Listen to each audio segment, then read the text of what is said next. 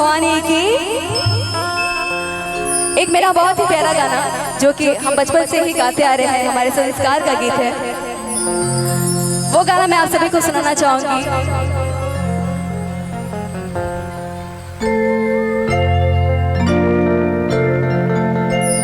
उम्मीद है आप सभी को बेहद पसंद आएगा। एंड उसके बाद काफी सारे कलाकार हैं हमारे बीच में। मनोहर सिंह जी हैं, अनुपमा यादव जी हैं, गोलू राजा जी हैं, तो सभी को आपको सुनने का मौका मिलेगा बारी बारी से। कि निमिया के डाढ़ मैया और लावेली झूलू हवा की, झूली रे झूली ना हो की, झूली रे झूली ना कि मैया मोर गावेली गीतिया हो के झूली रे झूली ना। और जब ये हमारी चाची और माताएं गाती हो तो कैसे गाती हैं कि निमिया के डाढ़ मैया, निमिया के डाढ़ मैया लावेली झूलू हवा हो के झूली रे झूली ना। निमिया के डाढ़ मैया लावेली झूलू हवा हो के झूली रे झूली ना, हो के झूली रे झूली ना। मैया मोरी गावेली गीतिया हो के झूली रे झूली ना। मैया मोरी गावेली गीतिया हो के झूली रे झूली ना।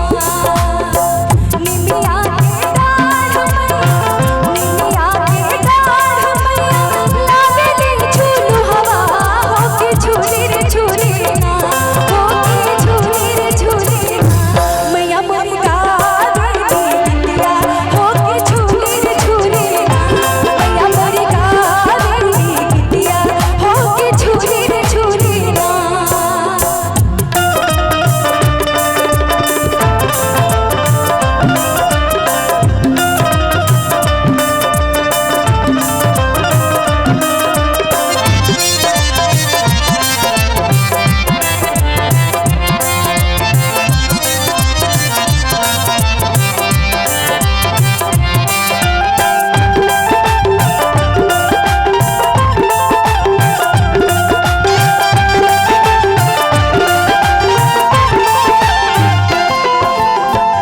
मेरी आवाज फ्रंट पे बढ़ा के रखिएगा भैया।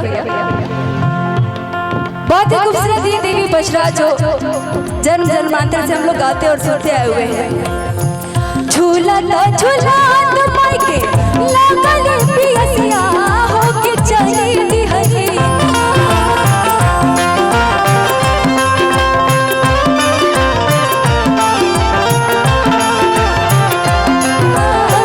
झूला झूला माई के लागल पियसिया हो के चली दिहरी ना।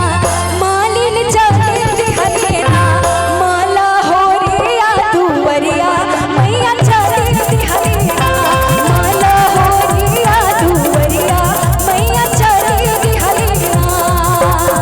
निमिया के डाढ़ मैया लावेली झूलू हवा हो के झूली रे झूली ना।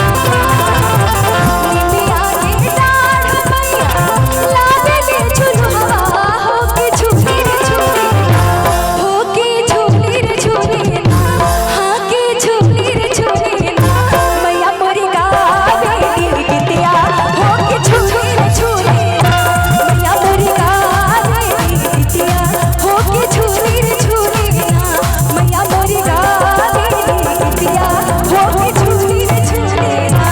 मैया मोरी गावेली गीतिया हो के झूली रे झूली ना। मैया मोरी गावेली गीतिया हो के झूली रे झूली ना। कि मैया मोरी गावेली गीतिया हो के झूली रे झूली ना।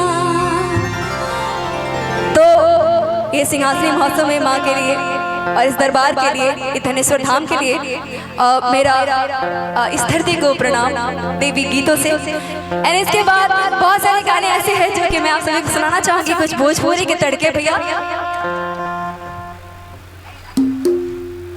एक मुझे बहुत ही अच्छा इधर भी, हालांकि मैं बताना चाहूँगी कि मेरा YouTube channel Alka Singh Bhadiya official है, क्योंकि इतने सारे कैमरे लगे हैं तो इसी बहाने मेरा भी चैनल का प्रमोशन हो जाए। तो मेरे YouTube channel Alka Singh Bhadiya official से मैंने बहुत सारे गाने गाए हैं, उसके साथ ही साथ मैंने फिल्मों में भी बहुत सारे गाने गाए हैं। एक मेरे फिल्म का गाना देवरा भर दीवाना, उसमें एक मेरा गाना था सिंगार दानी छोटी हाय दैया दैया, वो भी बहुत बहुत बहुत सारा आप सभी का प्यार मिला है YouTube चैनल पे, वो मैं आप सभी को सुनाना चाहूँगी। उसके बाद से मुझे एक और गाना बहुत पसंद आ रहा है आए दिन, सेंट गम कौआ राजा जी, तो ये भी मैं सुनाना चाहूँगी आप सभी को। और मैं बहुत भाग्यशाली भी महसूस करती हूँ कि मैं बिहार से हूँ एंड बिहार की धरती पे इतने अच्छे अच्छे टैलेंट हैं और इनके द्वारा गाए हुए बहुत सारे ऐसे गाने हैं। साथ ही साथ जिस मिट्टी से मैं आती हूँ गोपालगंज जिले से, उस मिट्टी से इतने सारे टैलेंट आए हैं, तो आप सभी का आशीर्वाद है। तो पहले तो मैं अपने गाने को गाना चाहूँगी, सिंगारदानी छोटी हाय दैया दैया। सिंगारदानी छोटी, भैया मेरी आवाज को थोड़ा खोल के रखिए। सभी ने सुना है? किस किस ने सुना है? काजल राघवानी जी ने इसमें परफॉर्म किया है, थैंक यू। मेरी आवाज बढ़ा के रखिएगा भैया। कि सिंगारदानी छोटी हाय दैया दैया, हाय दैया दैया रे, हाय दैया दैया। बहुत ही प्यारा गीत है, इसका भाव ही बहुत खूबसूरत है। काफी लंबा यात्रा करके हम लोग बनारस से बाई रोड आए हैं, करीब करीब 6 घंटे लगे हैं एंड उसके बाद हम लोग आप सभी के साथ इस मंच पे परफॉर्म कर रहे हैं। तो थोड़ी थकान है, लेकिन आप सभी का ऊर्जा दे करके थकान दूर हो जा रही है, इसके लिए आप सभी का दिल से शुक्रिया। कि सिंगारदानी छोटी, सिंगारदानी छोटी हाय दैया दैया, सिंगारदानी छोटी हाय दैया दैया, हाय दैया दैया रे, हाय दैया दैया, हाय दैया दैया रे, हाय दैया दैया रे, हाय दैया दैया। सिंगारदानी छोटी हाय दैया दैया, सिंगारदानी छोटी हाय दैया दैया।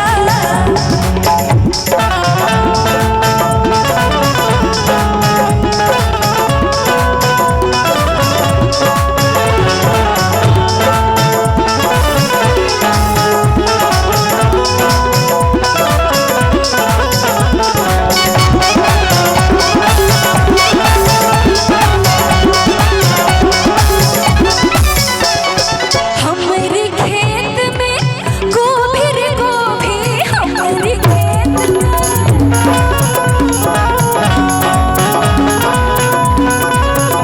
अरे हमारे खेत में गोभी रे गोभी, हमारे खेत में गोभी रे गोभी। ननद बड़ी, ननद बड़ी, ननद बड़ी लोभी हाय दैया दैया, ननद बड़ी लोभी हाय दैया दैया।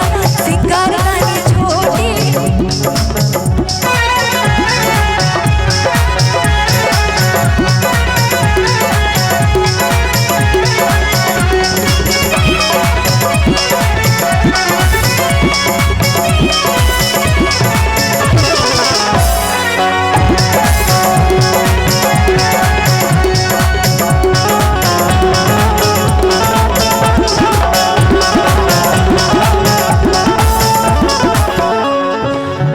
इसी के साथ एक और गीत है, भैया पॉज करेंगे।